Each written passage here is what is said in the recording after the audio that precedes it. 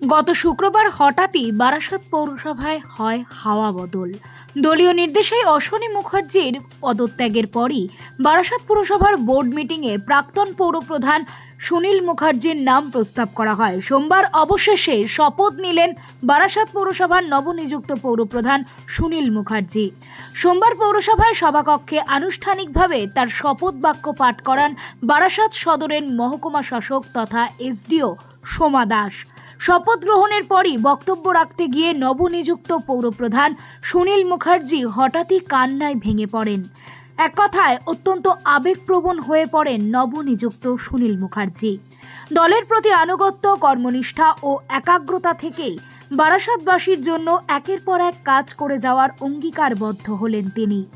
আগামী দিনে প্রতিটি মানুষের পাশে থেকে দলীয় কর্মকাণ্ডে এক নজির সৃষ্টি করবেন, এমনটাই আশ্বাস দিলেন বারাসাত পৌরসভার পুরপ্রধান। সবাইকে খুব পরিশ্রম করতে হবে, পরিশ্রম না করলে কিন্তু আমরা সম্পন্ন করতে পারবো না।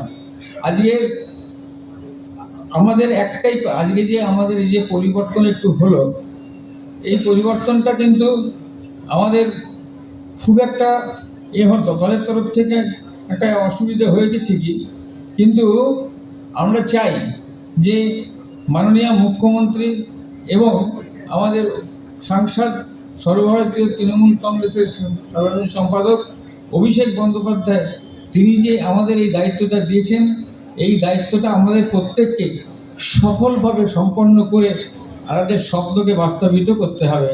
এটাই আমাদের সকলের একটাই হওয়া উচিত।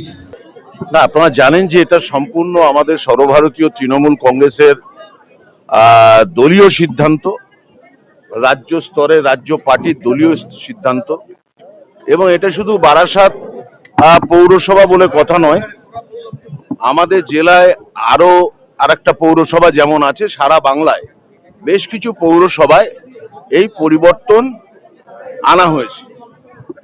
এটা ঠিক যে যিনি বা যারা ছিলেন তারা নিশ্চিতভাবে তৃণমূল কংগ্রেসের একনিষ্ঠ কর্মী, তারা তাদের লেভেলে তাদের মতো করে তারা যথেষ্ট চেষ্টা করেছেন, কিন্তু দল মনে করেছে যে এটাই যথার্থ নয়, অর্থাৎ দলের যে প্রত্যাশা সেই প্রত্যাশা হয়তো বা পূরণ হয়নি, সেই জন্যই দল এই সিদ্ধান্ত নিয়েছে। Bureau report, Nobel Bangla.